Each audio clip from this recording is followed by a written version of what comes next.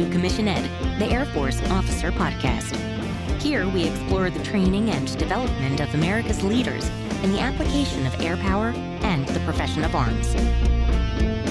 The views expressed are those of the hosts and do not reflect the official policy or position of the United States Air Force, Department of Defense, or the U.S. government. The mention of companies by name is solely for the purpose of discussion and should not be implied as endorsement.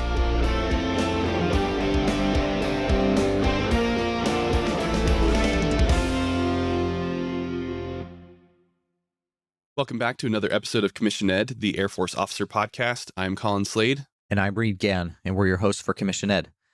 Colin, today we're going to bring another fantastic interview with Colonel Scott Conway, a Marine colonel who was on the Barbell Logic Podcast. This week we're going to bring it a little bit higher level, I guess. Last week was a little bit more on his individual journey and some topics that, we talked about last week. Really enjoyed. This one, we're going to bring it down a little bit more to the idea of being a leader and how important fitness is in leadership and his views on how critical that was. He did a really good job of introducing this topic. And so we're looking forward to bringing you this podcast episode today from Barbell Logic. And anything else before we kick it off to the interview, Colin? No, I just hope that everybody pays attention because there are some really great knowledge bombs in here and everybody will benefit from it. So absolutely. Let's turn it there over to Colonel Scott Conway and the Barbell Logic Podcast. Welcome to the Barbell Logic Podcast. This is Matt Reynolds, and I'm here again with our good friend, Colonel Scott Conway, Colonel in the Marines. Welcome back to the show. Thank you. It's good to be back. We want to talk today, I know something about you're really passionate about, is the ideas of leadership and resilience. And I think first off, everyone that's listening to this military series has heard your story now, but briefly fill us in again just a little bit on your path to leadership, path to colonel, your kind of promotions over the course of the years in the Marines and what that's been like. So we won't bring in the fitness aspect of it yet. Let's talk just a little bit about your path to leadership and what that looked like for you. And then we'll start to pull out some truths that you've learned along the way. Okay. So I am a native son of Baltimore, Maryland. Naval Academy is right down the street in Annapolis, Maryland. And I watched my brother go through and went to a relatively small high school and did average things there. But I managed to get into the Naval Academy prep school. So I was on the 5-year program. Took me just a little bit longer. But I'm a 93 graduate of the Naval Academy. I was commissioned a second lieutenant in the Marine Corps in 1993.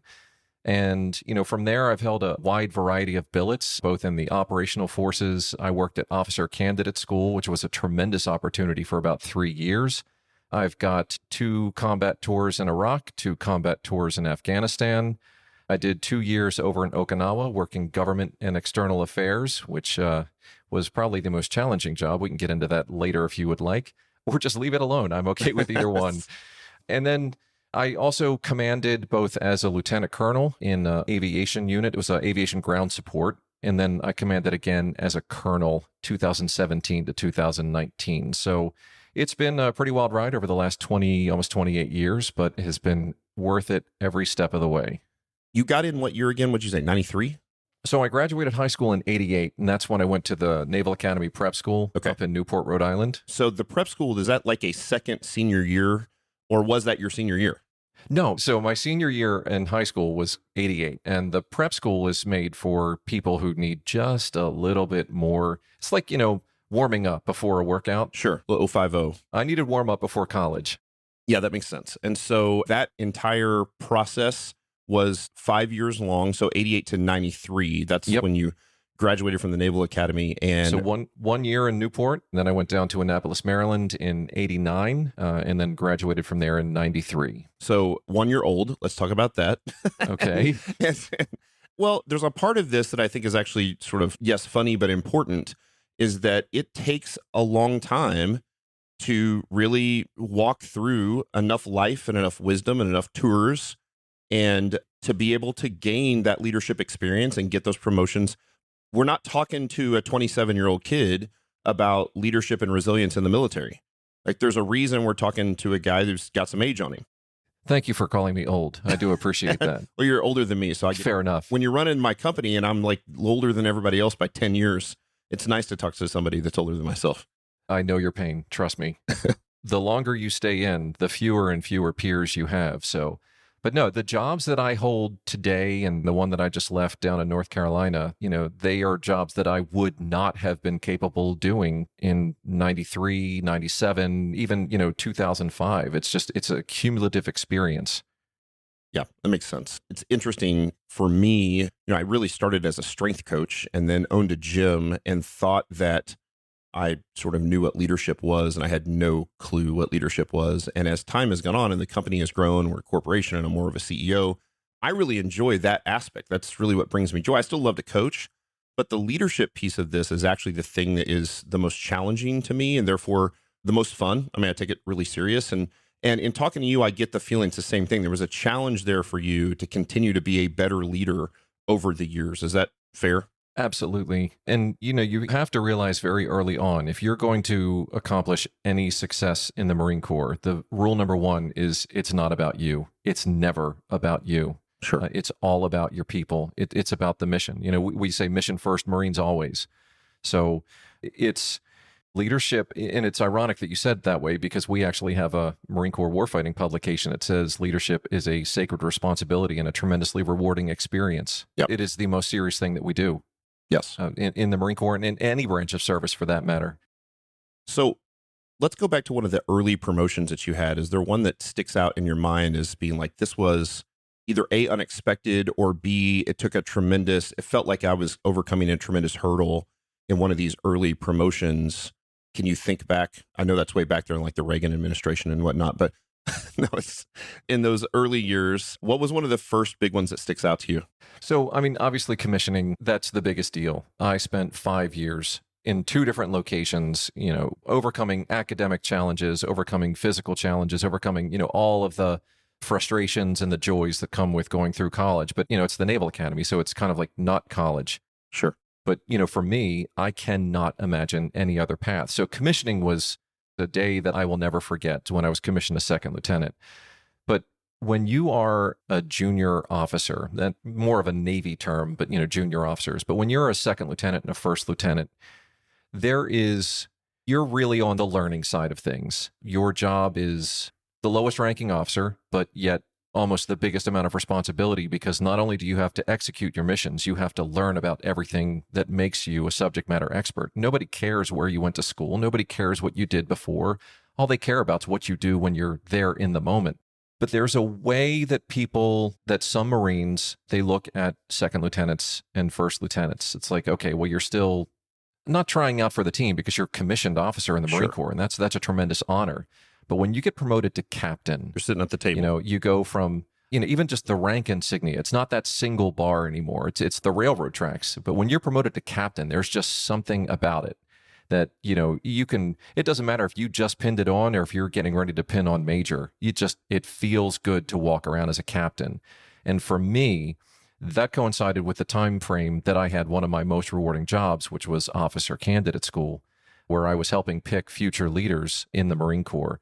So I have to say that was probably my favorite promotion and the favorite job that I've had. They're all great. It's like picking a favorite child, they're all great, but that one stands out sort of above all the others. So if we go to that, you have a pretty big responsibility at that point of seeing non-officers and seeing the cream rise to the top. What was that leadership position like? What were you looking for, and what made somebody stand out? And what were some of the lessons learned there where you're effectively, I think, helping someone down a new path, a better path for them to be able to make them an officer? And you're talking specifically about officer candidate school, right? Yeah, when you were there and now you've got all these, you've got these Marines, quote unquote, kids. They're younger, right, in general, and you're seeing who are the ones that are sticking out. Like, what are some of those lessons learned where you could see that? At this point, you've got how many people underneath you as captain? So as a platoon commander at officer candidate school, the platoons were generally 50. Okay. Yeah. So I had 50 candidates in a company that was anywhere from 150 to 250, depending on the cycle of the year.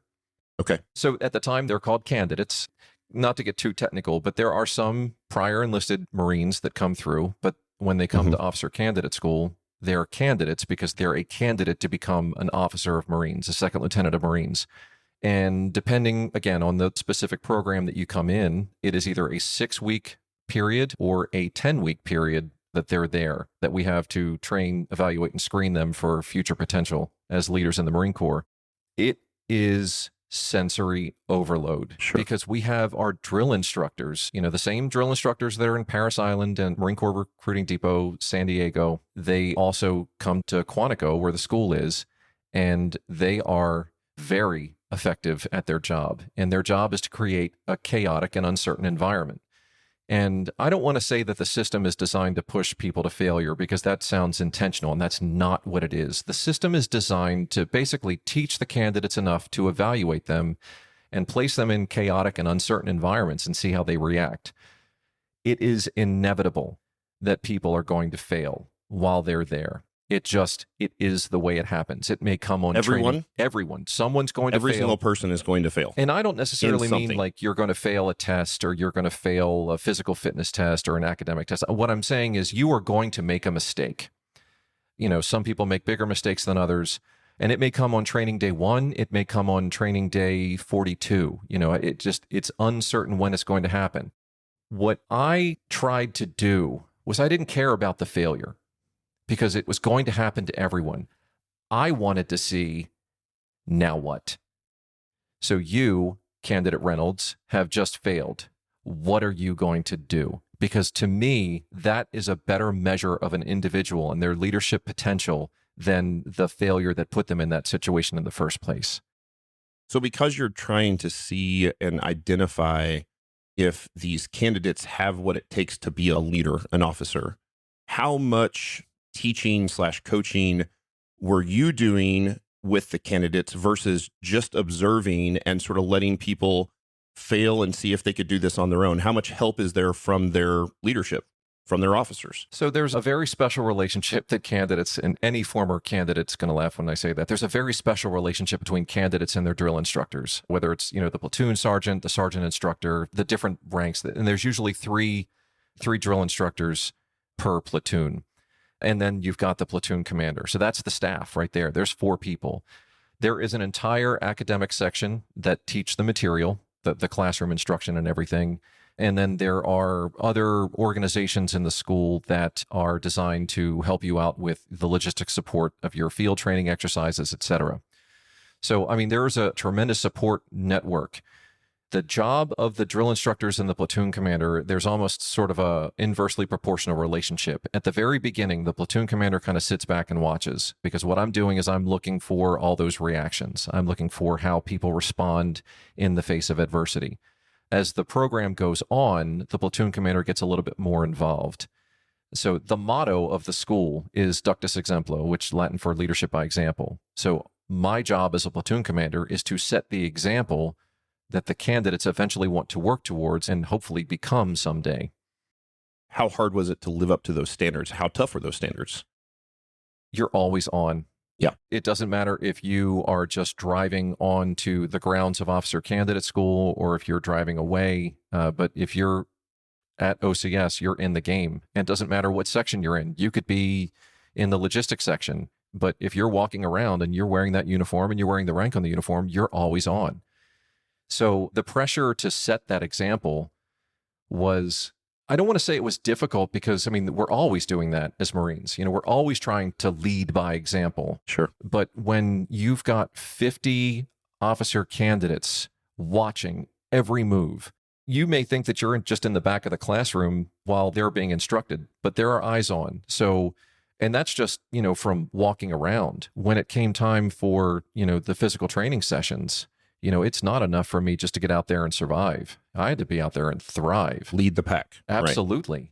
And did most of those other officers, I assume the answer would be yes, did they attack it the same way you did? Is that pretty much part of the culture there, is that the instructors are like, look, we have to lead the pack. We have to be leaders. We have to be on 100% of the time. Is that very common? Or can you even see a fair amount of delineation among the leadership there at a place like OCS? No. So, there's, like I said, it's never about you. It's always about the Marines. And there was really nothing special about me, because it was a shared mentality. And all of my peers that were there, all the fellow platoon commanders, the men and women that led these officer candidates, we all had the same approach. We wanted to put our best foot forward because we wanted to show those candidates, this is what it takes. If you want to come, work with us, this is what it takes. If you want the honor to lead our Marines, you had best be at the top of your game.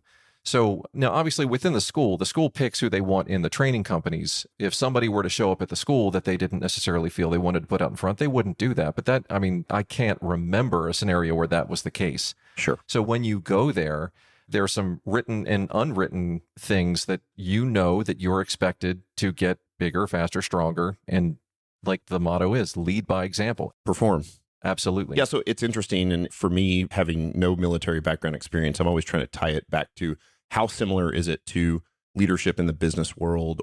And I recognize that the culture is different, but what it really still comes down to, it feels like, is that there are all these actions that the candidates have to do, perform, physical fitness stuff, academic stuff, that, all this stuff. But ultimately, it's about the culture. It's about the buy-in. It's about, this is who we are, and you're trying to see if these candidates are a fit for the culture. I mean, ultimately, isn't that what we're trying to do here? It is. The Marine Corps is unique in the services. And of course, I'm going to say that because I've been one for 28 years. But the Marine Corps has one standard. We don't bend the standards. We don't lower the standards. We publish the standards. And then our job is to meet them and strive to exceed them. And, we do recruit, but more often than not, it's just the mentality of people that are drawn to the Marine Corps. It's like, okay, that's the standard, but what's the best? Sure. Because I don't just want to meet the standard. I want to be the best in what it is that I'm doing and what we are trying to do. And like I said, there's one standard in the Marine Corps and that we enforce, and that's the Marine Corps standard. So when we are working at officer candidate school, when we're picking those future leaders, we're looking for people. Did they meet the standards? Yes. And then we obviously rank them as far as who exceeded and how well they did. We teach them our leadership traits and principles. And, the school is not to pick the best second lieutenant. It's to pick someone who has the potential to be a great second lieutenant. Sure. So everyone that graduates OCS graduates as a second lieutenant. Is that correct? Some people don't take the commission. Right. Some people finish OCS and they get their certificate of completion and they say, thank you, no thank you. We thank them for their time, for sticking out the program. But generally speaking, if you are at OCS and you complete the program successfully, they go on to be second lieutenants. And what percentage of the candidates actually complete the program? Is it a fairly high percentage, or is it? That's going to vary from platoon to platoon. And there is no quota. Sure. I can tell you that for sure. If I had a platoon of 50 and I graduated 50, as long as they met the standards, the Marine Corps would say, great. If I had a platoon of 50 and 34 of them graduated because 34 of them met the standards, the Marine Corps would say, great. So generally speaking, like I said, it's not designed for people to fail. Sure. It is designed to evaluate if they have what it takes to meet the standards. Sure. Yeah, I guess let me ask a more leading question. I certainly don't. We want to always be careful to, not call out anybody specific and keep people anonymous here that you've worked with. But can you think of a time where you did see somebody and they weren't a fit, they weren't a match, and you had to sit down, or somebody had to sit down and have that awkward conversation that said, this is not in the cards for you? What does that look like? So I wasn't the commanding officer of the school. I didn't have the final voting authority, but I did have plenty of counseling sessions. But instead of saying you don't have what it takes, what we tried to do was say, here are the areas where you're falling short. Here are the areas that we think you need improvement. And here are the steps we think you need to take to achieve that level of improvement in order to meet the requirements. Sure. And some people failed academically. Some people couldn't meet the physical standards. And OCS is very difficult from a physical performance perspective. And I don't just mean like out on a physical fitness test, but it's just event after event after event. Sure. It's very easy to get worn down. And when you're physically worn down, you're not as mentally sharp as you would have been had you been well rested to be well tested. So, but like I said, they could either fall short academically, they could fall short physically, or they could just decide this isn't for me, and they could drop on their own request. Sure. Makes sense. And I thanked them. There were no hard feelings. They came, they gave it their best, and we were working from 5 o'clock in the morning until 10 o'clock at night with these candidates. I knew everything about them. Sure. And I could see who was phoning it in and who was really trying. You said sometimes it was 6 weeks, sometimes it was 10. What identified or what made it one or the other? Okay, so if somebody who goes through a Naval Reserve Officer Training Corps program. So they are going to a college, kind of like the job that I'm in right now, where they're in the NROTC program, where they're getting a lot of those classes. They're getting a lot of that training. Okay. They don't need a full 10-week experience. Got it. Whereas somebody that may have graduated from a college that has no military experience, they would go through a 10-week program. Got it. And this is OCS. I apologize for being ignorant in this. This is boot camp or basic, but on another level, on steroids, basically, because it's for officers specifically, or no? That is a very great question and a difficult one to ask. Okay. So when Marines graduate from boot camp, they graduate as basically trained Marines, hence the term basic training. When officer candidates graduate from officer candidate school, they graduate as second lieutenants. And in the Marine Corps, we send them on to an additional school, which is called the basic school. Oh. And so we have a saying in the Marine Corps, every Marine a rifleman. And for our officers, it doesn't matter if you're a pilot, if you're a logistician, or if you're an infantry officer, every officer is a platoon commander. So basically at the basic school, you, no pun intended, you learn how to be that infantry platoon commander. Sure. And there's a lot of other things that the school covers. It's anywhere from 6 to 8 months, depending on what time of year you go through the school. So, okay, that makes sense. So OCS, you'll have people that'll come through OCS that don't have any experience, military experience, came out of college or whatever, and they go through the 10-week OCS. And then after OCS, they actually go back and do the basic school. Yes. And learn the foundational art of being a soldier. Yes. Essentially an infantryman. So, I mean, we've had Marines that are prior enlisted that came from, one day they were Gunnery Sergeant Conway, and then they go to Officer Candidate School. They graduate from Officer Candidate School. They're now Second Lieutenant Conway. By the way, I was not a Gunnery Sergeant, and I apologize if anyone thinks that I was saying that. They were a Gunnery Sergeant before. They went through OCS. They became Second Lieutenant. And then they went to the basic school where they learned the very fundamental aspects of being a second lieutenant. And then they go on to their specialty school where they learn how to become a logistics officer or flight school or infantry officers course. Okay, so I want to take the next step forward for you on the leadership timeline, really. And can you identify a place specifically when you were still here in the States that was a challenging but potentially rewarding leadership position that you had, and what were some of the lessons that you learned there post OCS, right? And I definitely want to talk a little bit about your tours for sure, because I'm sure there were a tremendous amount of lessons that could be learned there as well. But can you pull out a couple of those big picture leadership lessons from when you were still here? I mean, literally, I have stories for days, as does any Marine, because there's only one thing we like to talk about more than being a Marine. It's working with Marines. So I was very fortunate to be selected as the commanding officer for that Aviation Ground Support Command. I was a lieutenant colonel, and we had approximately 500 ballpark Marines and sailors. So I had both Marines and sailors in the command. And this is varsity stuff here. So you are the commanding officer. Before, I was a platoon commander at Officer Candidate School, and then I worked my way up to company executive officer. So I was second in command of the company. Now, I am the commanding officer as a lieutenant colonel of, like I said, 500 Marines and sailors. And I am responsible for everything that the command does or fails to do. And that means when those Marines distinguish themselves in a good way, I pushed all the credit to them. When the Marines and sailors distinguish themselves in a negative way, I assumed all that responsibility on myself.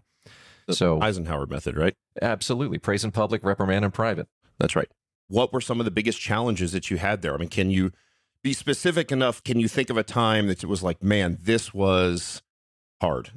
I'm not sure that I was ready for this, or there were times that you had to really, like, you were stressed about it. I mean, there have to be some times as leadership, especially when you've got this many guys who have dedicated their careers. And again, it's not just a career, right? You're not just doing this for a paycheck to buy groceries for your family. You are representing the United States of America. And so if there's a whole nother level of gravity to it, can you think of a time that's like, man, this was tough, but in the end was rewarding? Yes. So I took command right after that unit had returned from about 7 months in Afghanistan. So as is often the case when units come back, there is, an order cycle that happens, and every year the Marine Corps, about a third of the Marine Corps is moving, changing jobs, etc. So I took command, and in my job, I had it for 2 years, and they had just come back from Afghanistan. So those who stayed in the command after that deployment, there's a sense of camaraderie and a connection to their former commanding officer who they went to combat with. And then there were the new Marines and sailors that rotated in, like me, did not have that same camaraderie.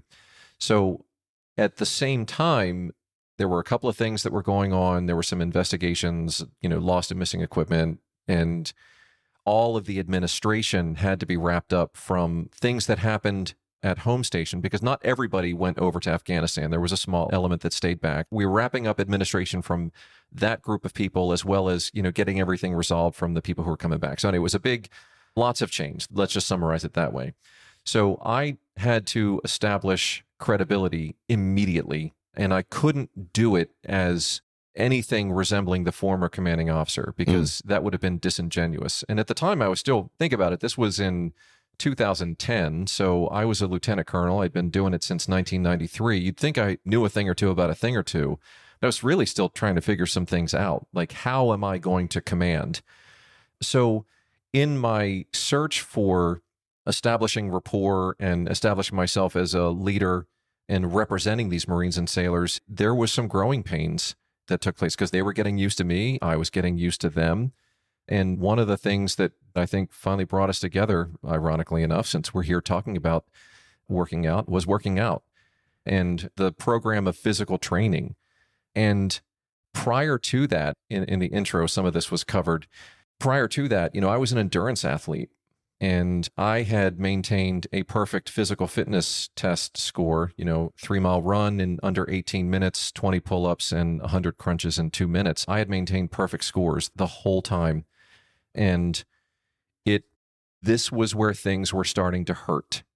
How old were you here at this point? This 2010, so I was 40. Okay. Yeah. Infamous, that age.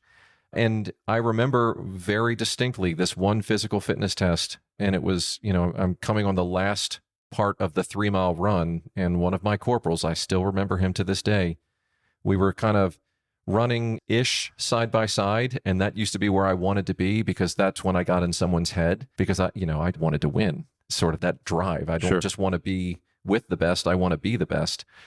But he started pulling ahead, and I couldn't catch him. And he just kept getting further and further. And it didn't matter what I did, I couldn't catch him. So I lost a little bit of my identity as being, the fastest, because he didn't just beat me, he destroyed me.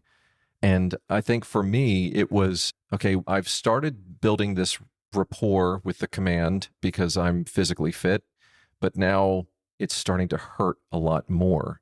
I can't necessarily sustain that.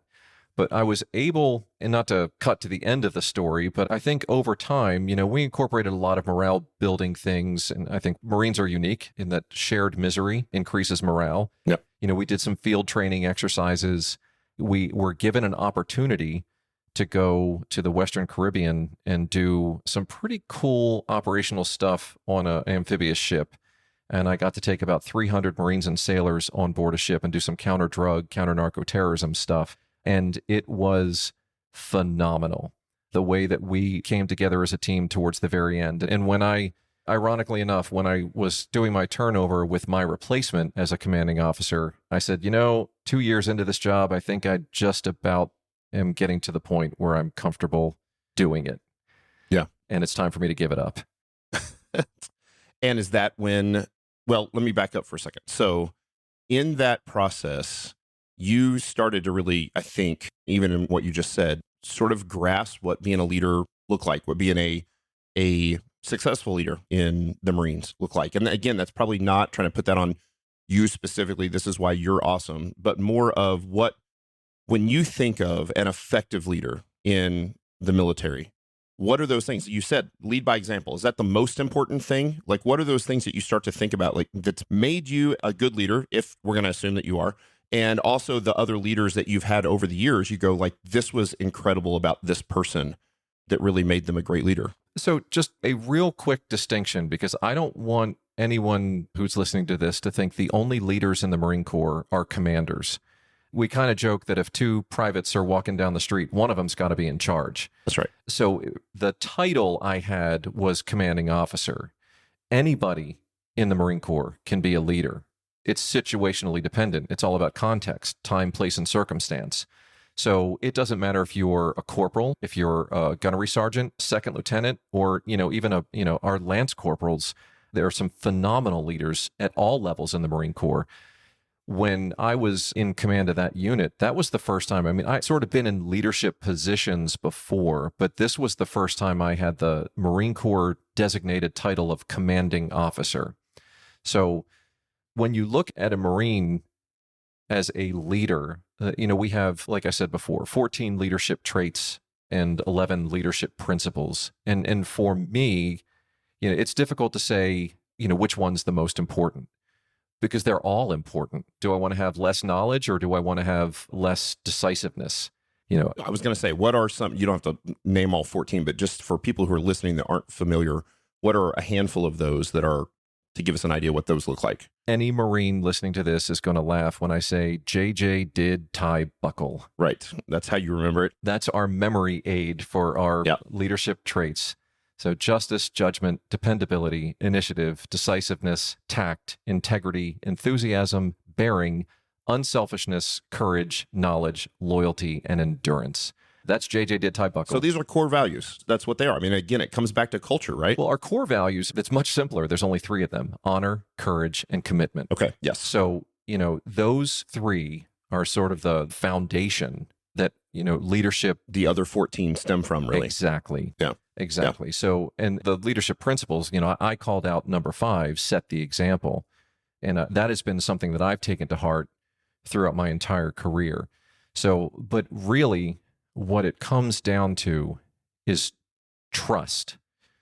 So it's not one of the 14 leadership traits, trust, but if I don't establish trustworthiness as a leader, whether I was Second Lieutenant Conway or Colonel Conway, no one's going to follow me. So I have to use all of the tools in the tool bag, and I have to specify my approach with each individual within the command, because not everybody's going to respond the same way. That's right. You're not going to build trust with each individual soldier in the same specific bucket, right? Like, it's different. Like, what buys that trust or what builds that trust with each individual soldier is going to be very different. Right. And there is a difference between soldiers and Marines, by the way. Oh, I'm sorry. My vernacular's off. That's for all Marines. It's interesting to hear. Again, I connect this so much to what you're trying to do is help people be part of that culture. And I think if you hear those 14 leadership traits, I mean, who wouldn't want those things? What business wouldn't want that out of their employees? Absolutely. But like, these are inarguable as being something that's extremely important and things that we should all strive for, whether we are Marines or soldiers or lay people. Right.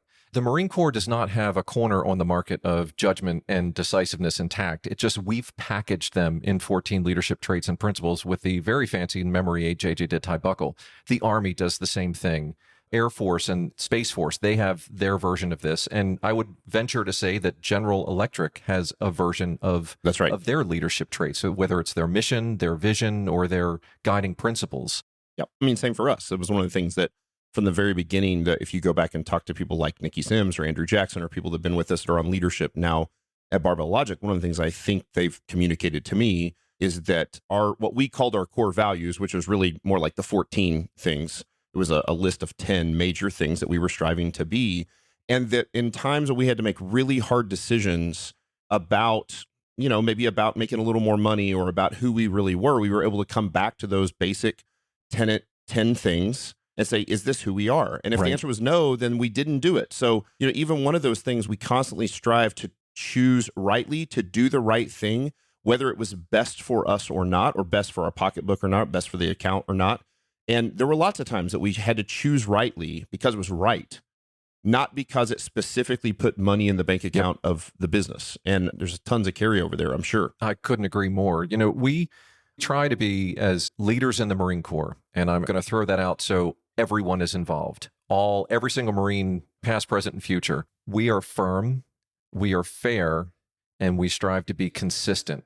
And I think anybody would respond to that because that's what develops the trust. There's some amount of predictability and some amount of comfort that you can have with somebody who is firm, fair, and consistent. Yeah, it's the way you should parent your kids. Absolutely. And it's not that you're looking at Marines like your children, but that's how you build trust even with your kids. I mean, one of the things that I have a daughter that's about to be 16, so everyone pray for me. And so she's driving, and ready to get her license. But she told me about a year ago, 6 months ago, somewhere in there, she said, we were talking about our relationship and, how things were going. And she said, you're tough, you're hard to please. But she said, what I really like is that you always have a reason for why you ask something of me. One of the things that really bothered me about my dad and my parents is that I often would get that they would tell me to do something or punish me or whatever. I would say, why? Like a rebellious kid does. Because I said so. Because I said so, because I'm the emperor, because I'm your dad. And that's true. It's not that that's not true, but I didn't feel like there was a major lesson to be learned there for me. I wanted to understand, was there logic in the decision? And I think when you build trust over time, I don't have to tell my kids every time now because they know that I think greatly about every decision I make, including parenting. And so that when I ask something of them, sometimes they say why, and I'll tell them, this is the logical reason I'm asking you to do this. But now that trust is built, they often don't even ask me anymore because they know that dad has a reason for the thing. Right. I have so many things stacked up in my head as a result of that. And that's such a phenomenal parenting example. You can get away with because I said so exactly one time. Right. And then that round has left the chamber. That's right. Because it's not going to work as well. And there are times in the Marine Corps that I've got to rely on because I said so. We can play rock, paper, rank, when it comes down to it. 1, 2, 3, I uncover my collars, you uncover yours. Oh, hey, I'm the senior officer. But you can do it one time. And I only do that when absolutely necessary, when it is a time-sensitive issue. But the most important aspect is that there's follow-up, and when there is time, I go back. That's right. And I explain the why. That's right. Because, and not because I owe it to them or whatever, but because I want to ensure that foundation of trust is solid.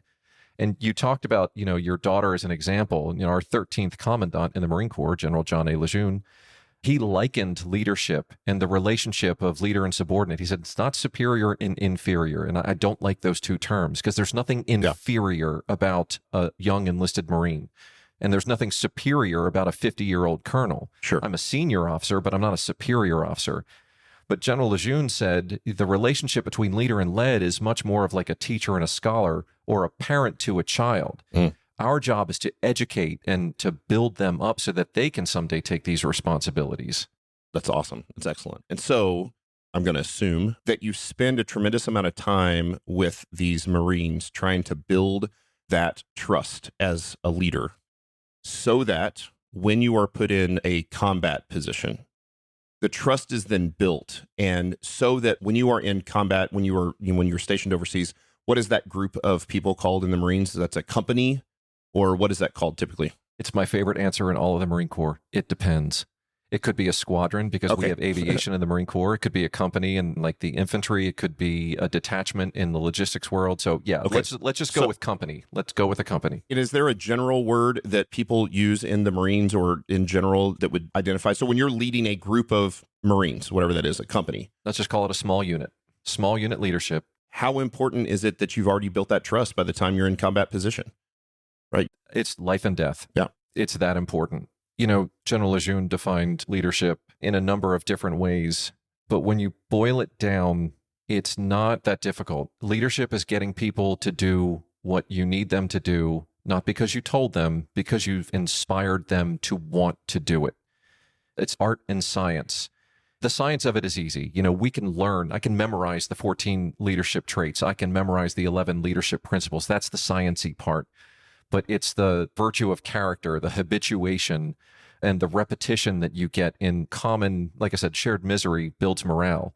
And you do that through training. And when you train your Marines realistically, those young men and women, those heroes with whom you serve, when you've earned that trust, they'll follow the orders. And it's not a switch you can flip on. They'll respect the rank, but that only gets you so far. Sure. They have to trust the leader, the individual, and that is that art portion that will get them to do the very difficult thing. Yeah, absolutely. To me, I think back about that parenting example. When your kids are younger, their entire life is controlled by you, right? And you could just put your thumb down on them if you want to. You can control with an iron fist. You can control your kids if that's what you want to do. But there is a day coming when you can't do that anymore. Like when your kid's 16 or 17 or 18 or moves out. And if you don't spend the previous 16 to 18 years building trust and building the relationship, then the day's going to come when they move out and they're never going to call back to home. They're never going to come back for Thanksgiving and for Christmas. And so we do the same thing as parents, but we do the same thing. I think this is why I hope that Marines and people in the military don't take offense to this, but I think it's why the culture and the lifestyle of the military is so attractive to parents who think about these things and to businesses. And I think it often gets tossed around like we're not in war, we're not in combat in the middle of trying to run business. We've had tough things that we've had to deal with. You get lawsuits. That's not the same thing as being in Afghanistan and being in combat situations. But there are so many lessons that can be learned for the rest of us out there by the way that military conducts itself, by the way they run their culture, by at least the way they've set it up. And I know that it's not perfect. Everyone is an imperfect person. We're humans, right? So just as we screw up as parents, I'm sure you've all screwed up as leaders in the military. But it's still a very attractive thing because the military has thought at such a detailed level of what this should look like, of what it looks like to bring someone up from not inferior, like you said, but from, what was the word you used? Early in the entry level. So it's subordinate Marine or a junior Marine, yeah. From a very early, a subordinate who's on their first day of basic or their first day of school up to a general sort of position, it's all the same culture and it's all the same buy-in. And that's what you're doing. You're creating buy-in, you're creating trust. Yeah. I'm actually flipping through some notes that I took a while ago. I was on a phone conference with one of our general officers, and he talked about the difference between training and education. Training is for times of uncertainty. Education is for those uncertain times. And, like you with your children, they're eventually going to move out, and you hope that they take those lessons learned that your goal was to instill in them. And for Marines, our education is never over. I'm, like I said, 28 years, and I hate to keep throwing that number out there, but I say it because somebody else might listen to that and think, wow, he knows a thing or two about a thing or two. The only thing I know is that I've got so much more to learn. Sure. And, I'm teaching in my current job, I'm teaching a leadership and ethics class, and I am, as well as the professor, I am a student of the material. And the real shame of it is that I wish I had this passion for learning back when I was a second lieutenant, or even before that, when I was at the Naval Academy, because it would have made me such a better equipped leader throughout my time. So, and that I think is one thing that the military does so well, is that we continuously educate our soldiers, sailors, airmen, and Marines. So let's turn in the last step of this podcast to this physical side of this, the training. Good. I was wondering we were going to get to this. You have told me before in previous just conversations you and I were having, certainly offline, how much you have loved and pursued fitness your entire career. It's obvious that it wasn't just something that you were trying to meet the standard. It was obvious that you found a love of this, of the misery, of the training, of the actual doing the thing, right? Performing that PFT, putting on the ruck and running. Like, you've loved that stuff. Fair? Yes. Very fair. And what role, from what I heard you say, is it's one of those things that seems like it's one of the ways that you can build camaraderie better than almost anything else among a group of Marines. That when you go out and suffer together, especially when you're a leader and your Marines will watch you suffer with them and watch you lead literally by example. Is there anything you can do that's better at building camaraderie when not in combat than that? I would be hard-pressed to give an example, but I'll tell you a little secret just between you and me and anybody else who's listening. Right, 10 or 12 people. Yeah, 2 or 3 tops. It's me, after all. I lost my way very early as a Marine officer. When I was at the Naval Academy, I played sports, and I was exceptionally mediocre at them. By the way, I love that term, and for people that have heard me be interviewed, I've used a very similar term. I say I was painfully average at athletics growing up. There is no more of a dubious honor than to be the captain of a junior varsity team. You're like the best of almost there, but not quite. That's right. That's exactly right. Yeah. So in my exceptional mediocrity, I always had the team and the coach, and, it sort of carried me through my 4 years at the Naval Academy. And then, fast forward, I'm at the basic school and I'm now a second lieutenant and there is no coach. It's okay, here's the standard, figure it out. And I didn't figure it out. And when it came time to do our physical fitness test, I don't know if this will resonate, but I did not get a first-class physical fitness test. Interesting. In fact, it was a second-class score. And for the meat-eating type A second lieutenants who are supposed to be hungry and full of fire and vigor, I passed. It's a passing score. Sure. But I think it was one of the lowest scores in the entire training company. How much did that bother you? At the time, I think I was wallowing in it, so I didn't really see it for what it was. And then I showed up as a second lieutenant, my first command, and I was like, man, that uniform's kind of tight. It must have been the dry cleaner. It wasn't certainly nothing that I've done. Right. And there was a moment when I realized I can't do this. Like, I walk in and people are looking at me going, why am I going to follow him? He doesn't even look good in uniform. And, this is the Marine Corps of 1994. So it was a little bit different from what we've got now. We've got a lot more structure. We've got a lot more programs that are available to our young Marines now. But, I just did what I saw people around me doing. And I went running and running and running. And that's really where I figured out, okay, I'm not as bad as I thought I was. I just needed to bust the rust off. And then, when I got to officer candidate school, that was where things got a little bit more balanced. I wasn't just endurance. I was a little bit more attuned to the rest of my body, if you will. But, when you go out and work out with Marines, they want to see effort. And they want to see, somebody lead them. They don't want to question, why is this person in charge? They want to have that confidence, like, well, of course he is, or of course she is. Makes sense. It also makes sense. There's a book called Learning to Breathe Fire. I don't know if you've seen this, but it's like the history of CrossFit. And it's interesting how CrossFit exploded in 2008, 2007, somewhere in there, when the soldiers were in Afghanistan and in Iraq, because it was that style of training that was like, it forced effort on everyone. Certainly you and I, we've talked about this off the air, that it is not the best way to train and it led to lots of injuries, but it fed that, I think, for them. So they could come out and they could pick up ammo cans and swing ammo cans like kettlebells, and they could find the stuff that were laying around that they had, even if they didn't have access to barbells, and still do the thing. And I'm sure it built a tremendous amount of camaraderie among people. It exploded, I think, because of a lot of that. Absolutely. When you just run, and I learned this pretty early on, if two people go running together, one of them's really not getting all the benefit that they need. That's right. Because you're either running faster or slower than, the other person. I think that's why, for me, running was a very solitary activity. At the time, I enjoyed it because I was able to get out. I was able to clear my head. I was able to process information. And it was crazy. Once I cleared my mind, some of the things that would go through it, but it was me. And then, unit runs are not meant for any physical benefit. I mean, there is some inevitable physical benefit, but you run as fast as your slowest individual. Sure. It's all about unit morale. Right. And that's why we call cadence. That's why we do things like that. But it's not necessarily for the physical betterment of the command. When you've got something like you just talked about, whether it's high intensity tactical training or CrossFit or, call it what you will, that is something you can do together in a confined space. That's where, quite honestly, that's where physical leaders emerge.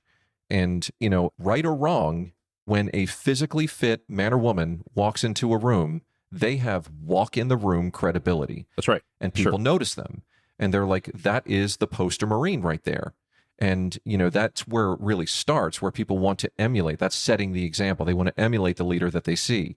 And the training like that, whether it's HIIT or what have you, it enabled a lot of people to do a lot of exercise with equipment that was just laying around. Yep. So you told this story in the first episode of the series about how you've finally discovered we're really into running, and eventually all of the high impact over the years of running started to beat your body up. Right. And you discovered, did you ever do CrossFit in that 2010 to 19 range before you found strength training? I don't mean to brag, but I am a CrossFit level 1 coach. Okay. Got it. So you did do that. So how many years did you do that at, a moderate to intense level? So when I went to my CrossFit Level 1 seminar, they were going around, they were like, hey, give us your name, how long you've been CrossFitting, and, what you hope to get out of this. And, it was like, hey, I'm Steve. I've been doing this for 9 years. And I'm Suzanne. I've been doing this for 4 years. And it just went around the room and it got to me. And I'm like, hey, good morning, everybody. I'm Scott. I've been doing this and I looked up at the clock. I'm like, about an hour and a half now. Right. And one of the seminar instructors was like, you're the one. Like, there's always one. Somebody who comes in, they have no experience for CrossFit. Never done it. For me, it was like, I learned all the things the right way. So incredibly difficult. That is not an easy test, by the way, for anybody who's going for their Level 1 certificate. It's study. That's all I can say. Before it was CrossFit, we do high intensity tactical training, or HIIT.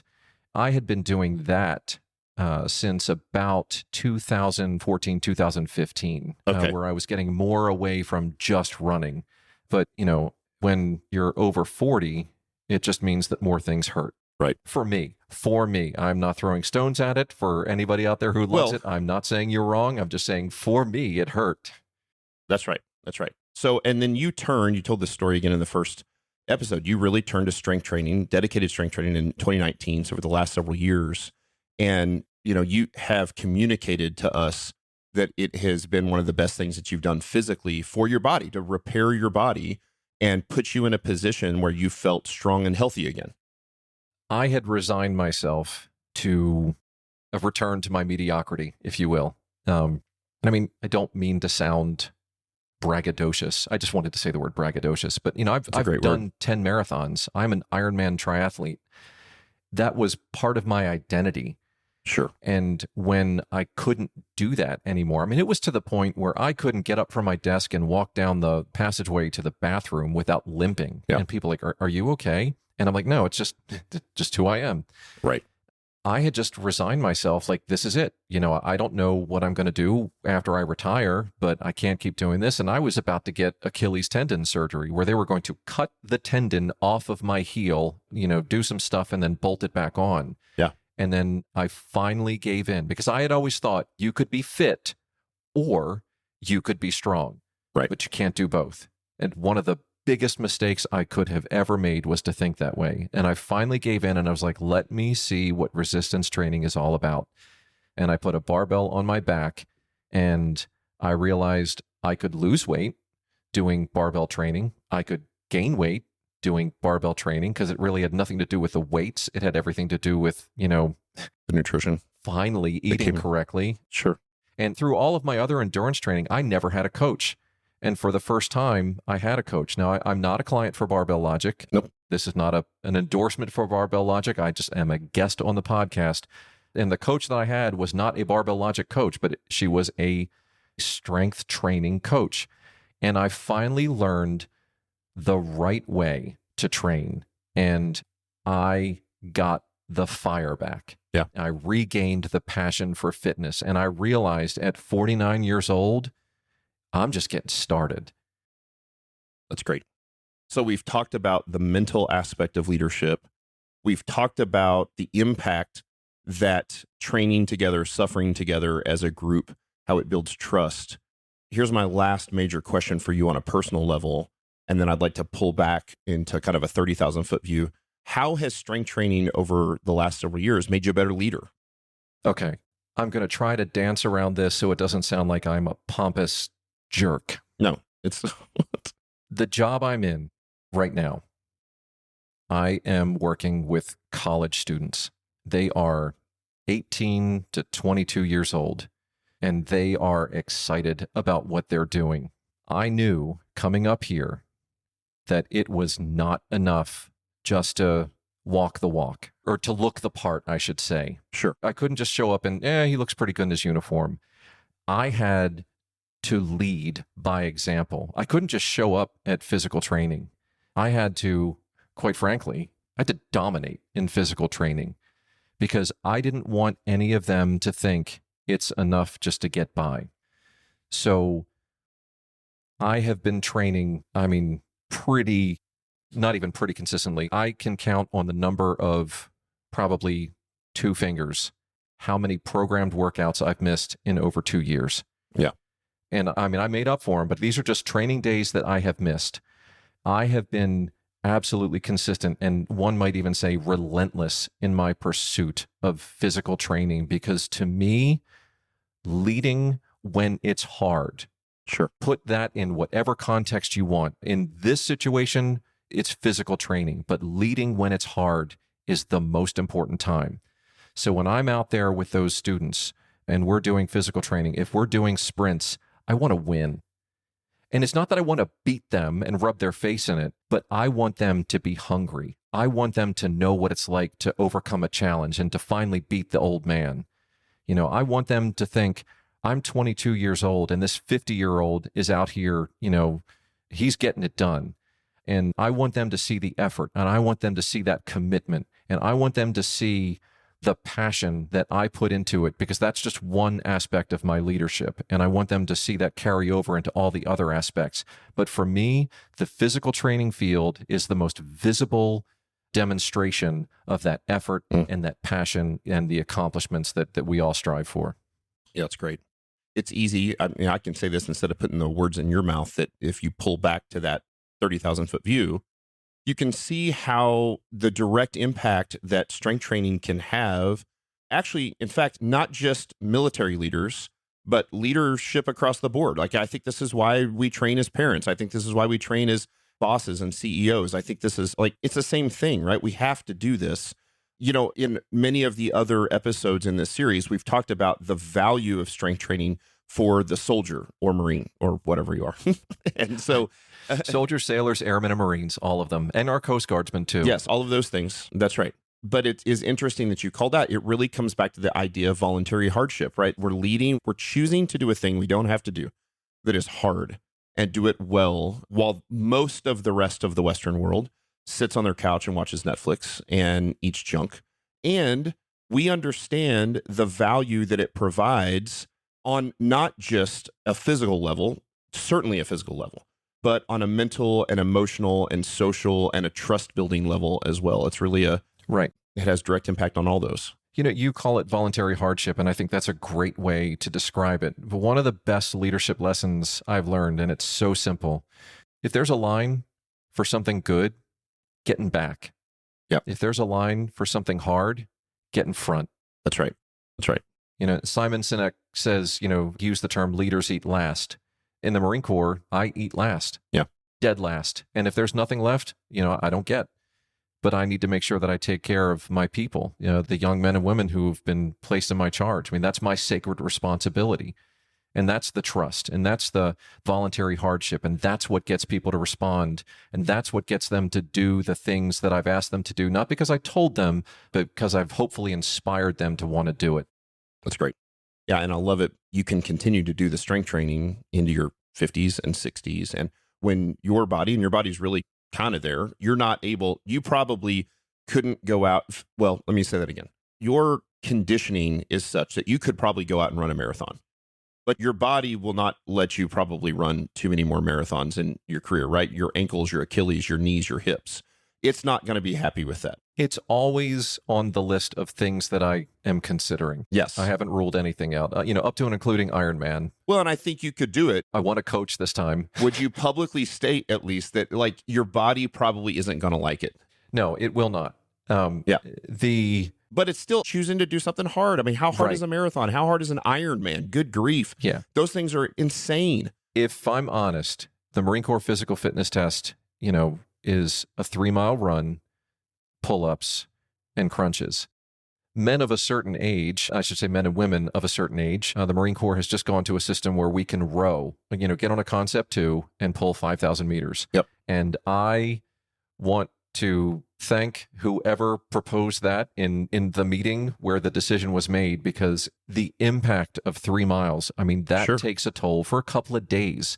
Sure. You know, whereas now, you know, like you said, a marathon would hurt. Sure. I get on the Concept 2, I get off after a 5K, you know, I'm good for the rest of that day. Sure. There's no impact on a C2 rower. So, but yeah, absolutely. So for me, strength training has enabled me, and I'm telling you, I'm still turning in 300 perfect scores for my physical fitness test and my combat fitness test. And I owe a lot of that to strength training. Yes. Because it's taken the pain away from physical training for me. Sure. It's built the muscles up around the joints so that the joints don't have to bear all the load. All the science stuff that you talk about. That's right. And one of the things we're really careful about at Barbell Logic, and again, I know you're not advocating this specifically with Barbell Logic, and you want to be careful there, but for us, there are physical fitness tests in every branch of service. It is our goal to help those people improve their physical fitness scores. That's for another episode on another day. We can argue what should the physical fitness test be for those people enrolled in the military. But that is the standard. And so we have to work towards getting better there. But one of the things that we can do in the entire holistic WHOL program for someone is to help them become stronger and better, and do that with voluntary hardship. And I think that the day is coming, and the military is certainly moving this direction, it seems, that they're starting to adopt more strength training pieces. And I think it's because it helps make soldiers better. It helps make them healthier. You have lower injury rates. Like, all of these things are better with strength. And, oh, by the way, it still fulfills and checks off that box of voluntary hardship, of suffering together, of training together, of getting better together. And so the Army is doing their new Army combat fitness test. They've got the trap bar deadlift in there. That's right. So they are absolutely looking at an expression of physical strength. And, again, I'm not advocating for or advertising for Barbell Logic, but I do know a thing or two about your company, and I do listen to your podcast. And I remember you in the conversation with Nikki and Andrew talking about training versus exercise. And a point that you made was, if you take a golfer and he stops golfing for, 6-8 months, puts on, 15, 20 pounds of muscle, yes, strength training will fundamentally change the golf swing. That's right. So would 6 to 8 months off from a golf club. But if you incorporate, and for me, in my training, incorporating strength training to all the other things, it has just made me a better athlete. Which is great when you're 67 years old like you are. Thank you for that. You know what? Age catches up with everybody, so have fun with it. Well, I mean, that's the fun of the leadership kind of growth over the course of your career, right? Is that it's crazy that as you get older and older, your body gets a little more beat up. The stuff that you can't do, the stuff you did when you're 21 years old, although strength training, I think, preserves that pretty well.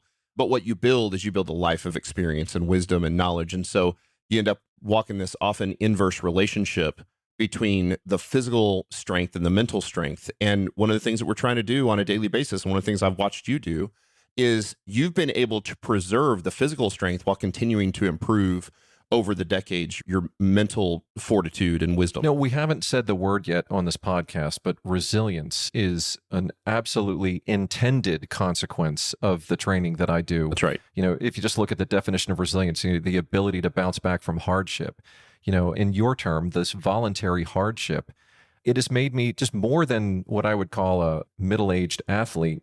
It makes me a healthier human. I can walk downstairs without snap, crackle, and pop. That's right. I can pick something up that's heavy. I can shovel snow, as you do in Vermont, and I'm not broken for 2 days afterwards, which is good because it's Vermont and it's going to snow again tomorrow. That's right. Yeah, it builds that anti-fragility.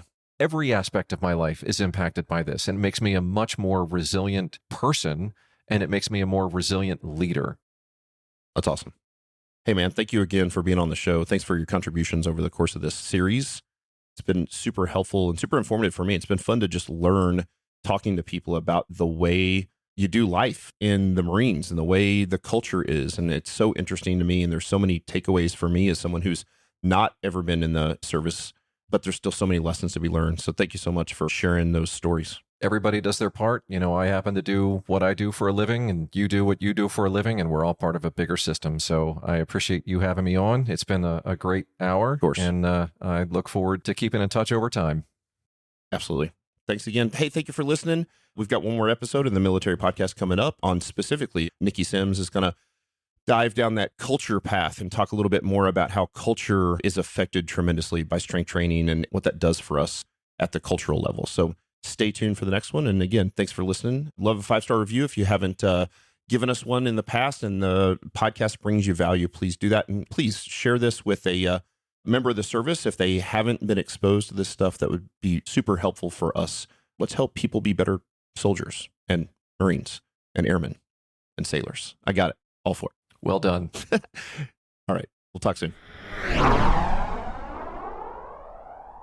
Colin, you said it. A lot of knowledge bombs in there. Sure enjoyed that second interview with Colonel Scott Conway. I want to kick off our commentary with the idea of the fitness journey. He did a really good job of describing his fitness journey as a young, ambitious plebe at the Naval Academy where they have to do sports. He played sports, lacrosse, and then he did a marathon basically on a dare. That's such a young college kid thing. Yeah. And then he just, okay, I guess I'm an endurance athlete now. Yeah. And so then he did endurance sports forever. And then he found himself old and broken. Sorry, sir. Your words, not mine. This guy could probably crush me, flexing in the mirror. But then he found strength training, and that was kind of what he was talking about, right? Is his fitness journey, the arc of his fitness experience. I think as a member of the military, that is everybody can relate to that. Yeah. Because we've all done that. We've all done some sort of journey. And the thing I want to bring out is how he says in the podcast, he found that he couldn't do this by himself anymore. And that was the message he wanted to go back and tell his younger self, among others, but was find someone to help you, whether that's a group that you train with in the gym, whether that's a sports team that you're going to be a part of, whether that's your platoon or whatever unit organization you're in, find someone else. Mm-hmm. He also advocated for a strength coach, but find someone to help. I thought that was really important because Colin, you and I literally had almost a carbon copy, right? Yeah. So I was a team sports guy growing up. One of the things that attracted me to military service was this idea of fitness, this fitness culture. During college, I found that I didn't have time for team sports because I was a little busy. So I did individual sports, endurance sports, weird how that, and then I get to the military and I just I did CrossFit. I've done strength training. I've done endurance. I've run a marathon, all this stuff. I'm yes, the whole time I'm yeah. I've been on this arc. And I've also gotten to the place where I've recognized I should not be doing this by myself because if I will, I'm not going to be as successful. Yeah. So that whole time he's describing his fitness journey, I'm just nodding. Yep, been there, absolutely. And he's absolutely right. What are your thoughts on that? My thoughts are, and I get into this in a later episode, is that's kind of by design, maybe not on purpose, but because of how the Air Force operates, the military operates, we put everybody on the same path, that we bring you in and we do the things that the military does, which is run, and we do push-ups and sit-ups, and occasionally we do some pull-ups. And that sets the trajectory for the development of your fitness, at least for a while. But once you leave your initial training, whether that's BMT or your commissioning source, everything stops after that. And you just kind of coast on the trajectory that you've been set on until something happens. Yeah. And that's what happened for me.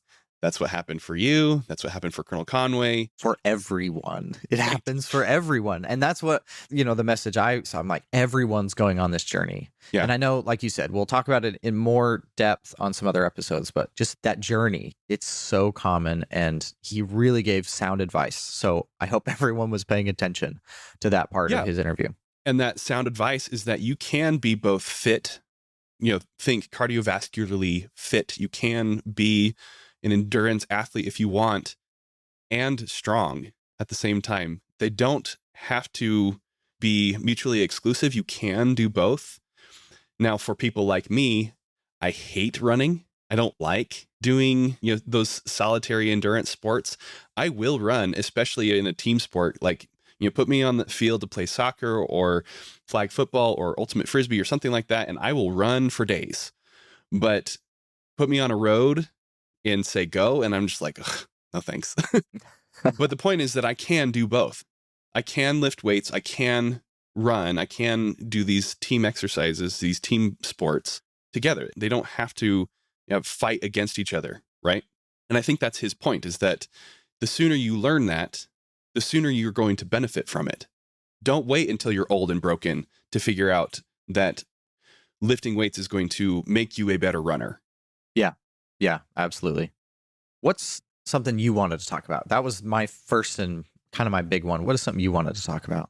I want to talk about something that kind of goes along with that the culture is fitness, right? That is what we do. And he talks a little bit about this in the interview, that when he was at OCS as an instructor there, part of his responsibility was to evaluate somebody's fit for the culture of the military.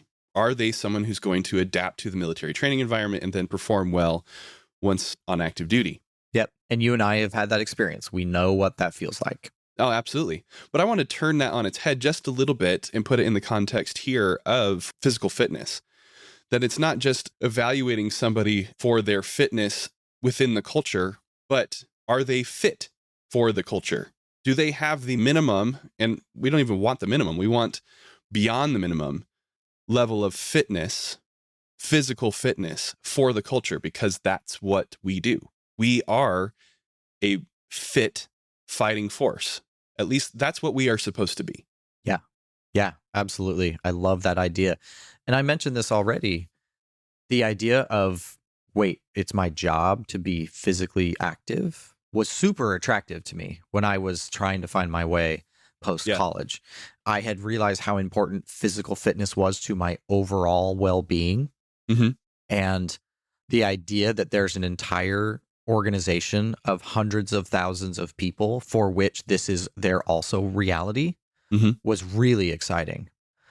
It was easy for me to nerd out and talk about, glycogen stores and strengthening and, all this type of nerdy stuff about how we are healthy and how you can be more fit. And so the idea that I could find those people, find my people, right, was really exciting. And, Chief Bass, we're recording this in late May. She recently just tweeted, hey, fitness tests are coming back and we're not going to delay anymore. July 1, if you're scheduled to test, you're going to test. Yeah. COVID has stopped all testing for a pretty substantial period of time. Colin, I will go almost 3 full calendar years without a PFA. But my question, to go exactly along with what you're saying, is what was your reaction when the fitness tests are coming back? Was it, oh my gosh, I have to stress, I have to get, I have a crash diet, whatever. Or was it, okay, because you have changed, you have become a new person where fitness is part of who you are. Exactly like you said, are you fit? And are you fit in the culture because we have a fitness culture? Yeah. And that's a rhetorical question I can't answer for you.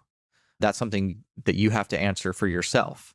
But it's essential. It is essential. And we'll talk about that more as we go into some of, future episodes where we talk a lot about fitness and military culture. But I loved that idea that you brought up, like, yeah, is this who you are? Now, does that mean you have to, that is your only identity is as a fitness nut? We know those people. We know some of those folks.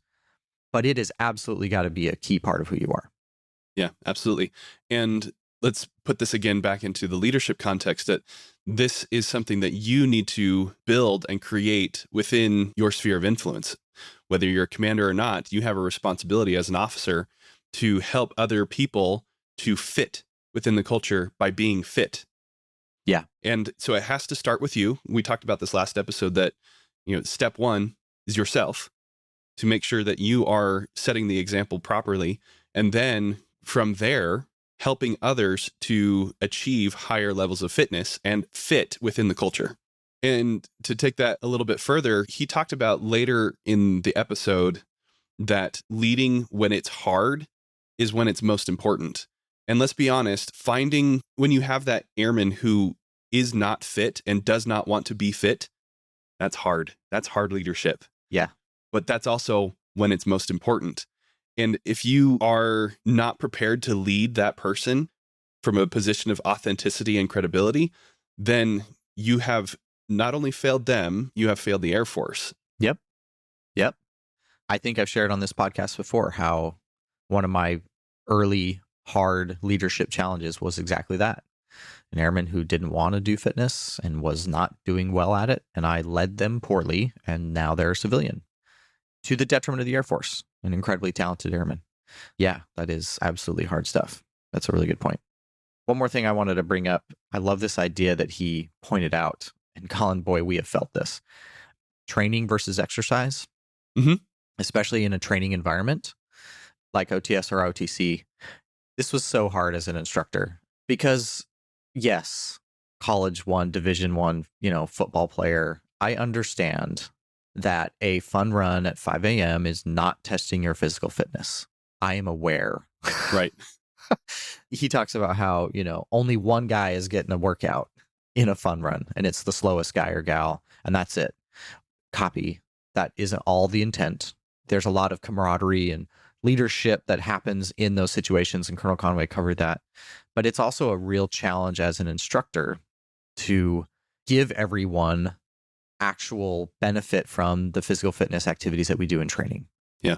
And so this is sound advice that I give to anybody who's going, and it encompasses more than just physical fitness, but it's, especially salient here. Make it what you need it to be. I had a student run like a 7:15 mile and a half.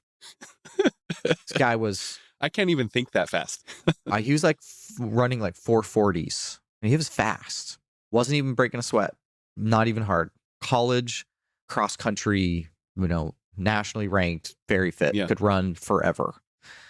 So he made his own training because our training was certainly not hard, right? Right. And so what did he do? Well, when we would run a mile and a half, like a mock PFA, he would just run the entire time and get in 3.5 miles instead of the mile and a half that everyone else is doing. But he made it what he needed it to be.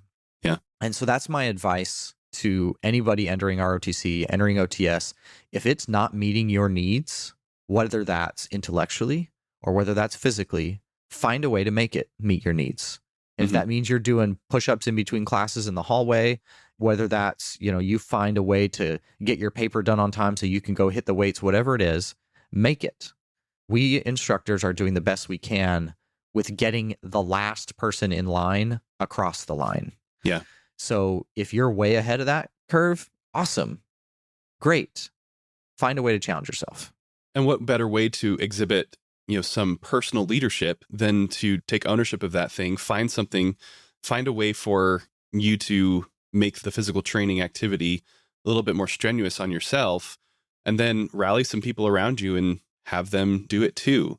I mean, that there is the perfect opportunity for you to practice leadership for yourself and then for everybody else. Exactly. Nothing would warm my heart more than seeing a memo asking for permission for an individual to lead a group of his fellow cadets to go to the gym and do some weight training because PT wasn't hard enough. Like, yeah, these are the people I want wearing bars, walking across the stage. Yeah. This isn't hard enough. I'm going to go make it harder, and I'm going to lead other people there with me. Yes. I mean, we don't want things to be harder just for the sake of being harder. Yeah, we can do that. It's not fun, but we can do that. But we can make things harder, but that's not the point. Yeah. It's not for us to make things harder, because you recognize that the physical fitness activities that were pre-planned and organized weren't sufficient to help you achieve a particular goal. Okay, what do you need in order to achieve that goal? Do you need resources? Do you need extra time, equipment? Do you need more bodies, so that you can go play flag football? Or okay, put together a plan, show us that you've thought through these different variables. And oh, by the way, this is what you're going to end up doing on active duty. I was just going to say, it sounds exactly like we've described the nuts and bolts of the day-to-day of an officer. Yeah. It's weird. Weird how it's almost like training is built that way on purpose, Colin. Right? I'm just kidding. I mean, we say it in jest, but there's some truth to this. Yeah. Right? And then this can lead into what I want to wrap this up on, which is your responsibility as an officer, as a leader, is to establish credibility when you show up to a new unit. Colonel Conway talked about how he came into battalion command at a unit that had just returned from deployment, and he needed to establish credibility immediately, not just so that he could be like, no, I'm the one who's in charge here, I make the decisions. No, but so that he could lead his people, right? And credibility is just another way of saying trust. And what have we said about trust? It is built on the combination of competence, connection, and character. And what better way to do those things immediately than through fitness, right? Yeah, absolutely. Through physical activity, shared physical exertion and hardship, right? Mm-hmm. And so that's what he fell back on, is he got some people together to lift weights in the gym, and that helped to show that he was able to lead himself because he was able to move some weights around. Other people were able to exert themselves, and there was this shared bond and connection happening there in the gym. And my guess is that wasn't the first time he had ever done that, right? Yeah, exactly. He had practiced that before, maybe all the way back when he was at the Naval Academy. And so that's what I would suggest here, is that practicing leadership through fitness is a great way to practice building that credibility, that trust that we all need in order to lead our people. Exactly. Really grateful that we were able to get this specific episode to you, our audience. Always enjoy to hear from you. If you ever have any questions, we're more than happy to do our best to answer them. Colonel Scott Conway did a great job of tying what fitness is and how it relates to your abilities to be a leader. And we've got some more episodes coming up. We're excited to share them with you. This is episode 2 in our 4-part series. And anything else before we wrap up this week, Colin? I hope somebody's learning something here. And whether after listening to this, I hope that people are putting on their running shoes, putting on their weightlifting shoes, getting ready to go lead themselves or lead others in physical activity. Yep, couldn't agree more. That'll do it for this week's episode of Commission Ed.